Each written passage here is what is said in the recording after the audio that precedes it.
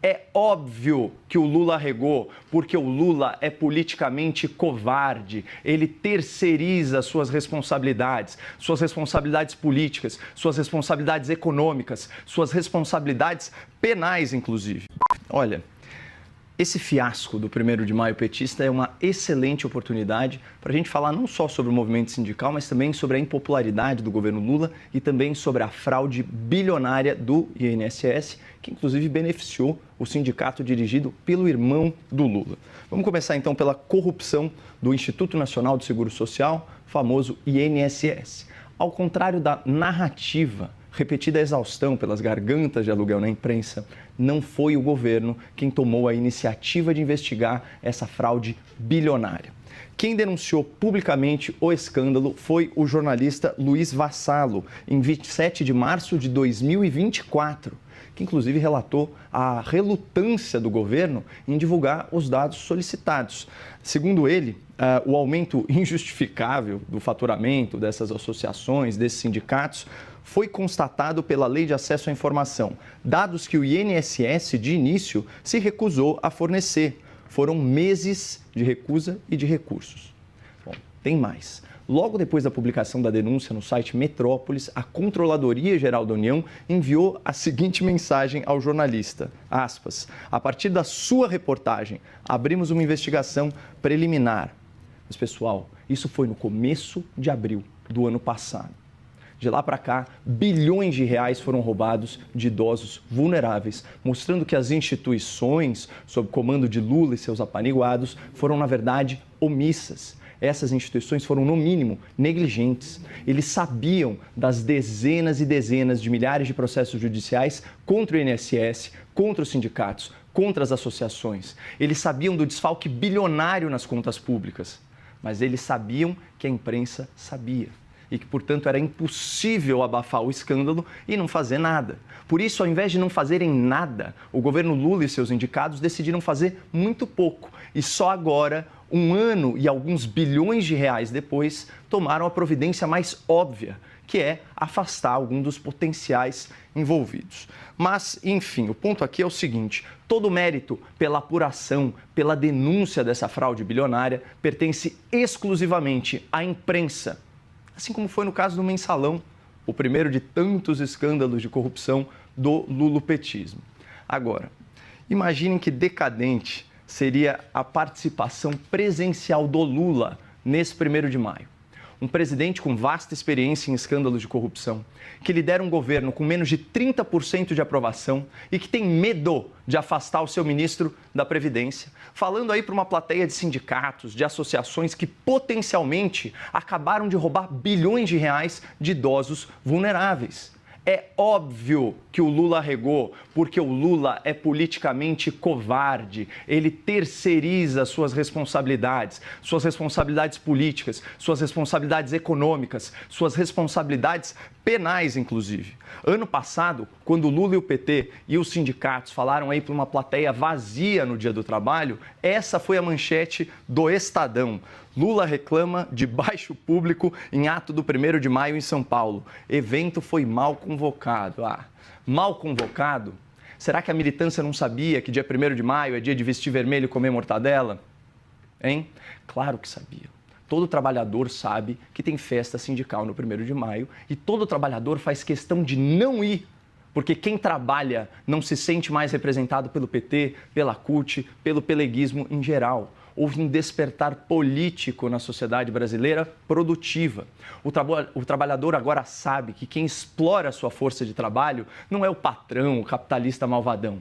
Quem explora o trabalhador brasileiro é o Estado, que, em média, fica com 40% da sua renda na forma de impostos e taxas. Ou seja, o trabalhador esclarecido sabe que ele trabalha até o dia 29 de maio só para pagar um governo atolado em corrupção, em privilégio e em esbanjamento.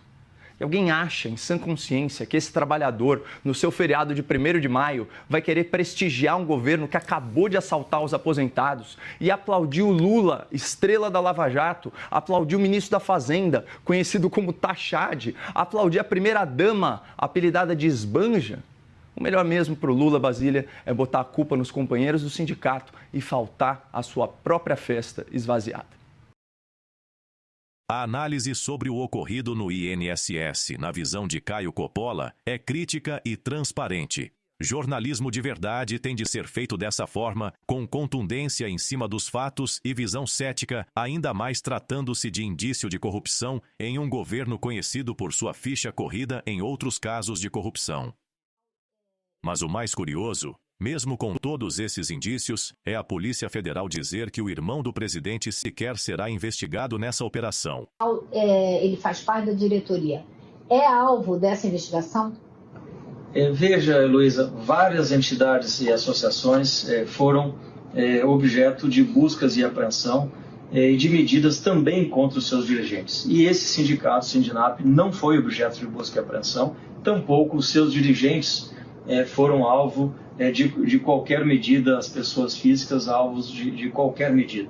E respondendo muito objetivamente, o irmão do presidente Lula não é alvo da operação, não é investigado na operação, portanto, isso eu sei que pela questão política termina gerando uma onda de pessoas tentando fazer uma vinculação que hoje se mostra... É isso mesmo que você ouviu. O presidente de um sindicato que triplicou seu faturamento durante o governo do irmão não está sendo investigado. E mais, o diretor-geral da Polícia Federal afirmou que isso seria uma questão política. Ou seja, o crescimento repentino da receita do sindicato, bem no período em que o presidente da República é irmão do dirigente, seria apenas uma coincidência sem relevância criminal? Enquanto isso, quando mães e aposentados que foram às ruas protestarem no 8 de janeiro, receberam um tratamento bem diferente. Quando é para investigar a direita, a PF é tigrão, mas quando envolve aliados do governo, a postura muda. A verdade é que o Brasil está testemunhando uma seleção ideológica na aplicação da justiça. Agora vamos lembrar o que Bolsonaro fez quando se deparou com esse tipo de fraude. Em 2019, ele não ficou esperando parecer técnico, ele agiu. O presidente Jair Bolsonaro sancionou a lei que combate as fraudes no INSS. O governo espera economizar quase 10 bilhões de reais com as novas regras. Sabemos, são extensas fraudes, não é só na Previdência. No seguro-defesa, nós achamos que 2/3 é fraude, no BPC tem fraude, no Bolsa Família tem fraude. Lamentavelmente é um país que se acostumou com a fraude. Aposentado, especialidade de roubar aposentado, atua. Veja como é que estão os aposentados da Caixa Econômica Federal, da Petrobras, tá? E dos Correios. Tem um desconto extra enorme até 2030, porque vocês roubaram os fundos de pensões deles, e se eles não fizessem desconto até 2030, teria quebrado a previdência deles e eles estariam sem aposentadoria hoje em dia. Seu governo foi campeão em corrupção, Lula, nada mais além disso. Editou a medida provisória 871, que depois virou a Lei 13.846, SMP. Essa lei exigia que os sindicatos comprovassem, a cada 2 anos, que os aposentados autorizassem os descontos. Uma atitude simples, mas essencial. E sabe o que o PT fez durante a votação dessa medida? Vamos assistir a esse trecho para refrescar a memória. Município distante do município, para chegar uma informação até ele, não tem sistema de internet. Quem faz a orientação, acompanhamento desse agricultor é o seu sindicato. E o governo quer retirar os sindicatos deste apoio dos agricultores. Ou fica só a mãe ou só o pai, porque o outro já partiu. Por isso que nós do PT somos contra e vamos votar não a esse requerimento, a essa proposta, porque isso não ajuda o nosso agricultor. Isso vem para esculhambar a previdência dos nossos agricultores, vem para perseguir os nossos sindicatos dos trabalhadores rurais. Vem para perseguir os nossos sindicatos.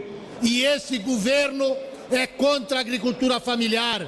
Esse governo é contra a organização popular dos trabalhadores. E o sindicato, seja de categoria que for, ela tem a responsabilidade de representar a sua categoria. Só vai votar sem verificação se houver a garantia que os sindicatos estejam inclusos nesse texto aglutinativo, o que não está presente na proposta de acordo.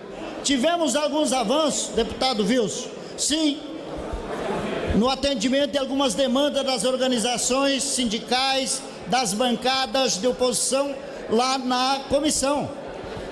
Reconhecemos que o entendimento que a CONTAG construiu aqui com alguns partidos, representa um avanço também no aspecto apenas que trata do prazo para o cadastro. Pois é, o partido que diz defender os pobres lutou contra uma lei que protegia os aposentados de descontos indevidos. A quem isso interessa? Carlos Lupe é um dos nomes mais conhecidos do PDT. Já esteve envolvido em denúncias no passado e no governo atual foi nomeado para comandar justamente o Ministério da Previdência Social. Pois é, o órgão responsável por cuidar dos benefícios dos aposentados. Durante sua gestão, os desvios de valores da Previdência explodiram. E o que ele declarou publicamente? Que desconhecia a dimensão do problema. Confira. Fui surpreendido com o volume disso. Porque sabia que tinha uma denúncia aqui, outra lá, a gente sempre soube, não fingi que tem um 35 que anunciava isso, a gente recebia queixa, a própria plataforma do meu INSS aparecia algumas pessoas se queixando. Agora, nesse volume, nesse quantitativo, com uma organização, uma quadrilha verdadeira, eu tomei conhecimento agora e eu acho que isso não pode continuar. O papel dele é zelar pelos recursos dos aposentados. Se ele não sabia, foi negligente. Se sabia, foi conivente. Em qualquer dos dois casos, ele não pode continuar no cargo. E você, o que acha? Se você assistiu até aqui, já entendeu a gravidade do que mostramos. O sindicato do irmão do presidente, os descontos indevidos, a inação da Polícia Federal, o silêncio da imprensa. Tudo isso aponta para algo muito maior. Se você quer que esse vídeo alcance mais pessoas, me ajude. Curta, comente, compartilhe e se inscreva aqui no canal. Isso é essencial para que o YouTube sugira esse conteúdo para mais brasileiros. Deixe seu comentário com sua opinião. Meu nome é Victor Moreira do canal Endireitei. Eu estou sempre por aqui lendo e respondendo os comentários. A gente se vê no próximo vídeo.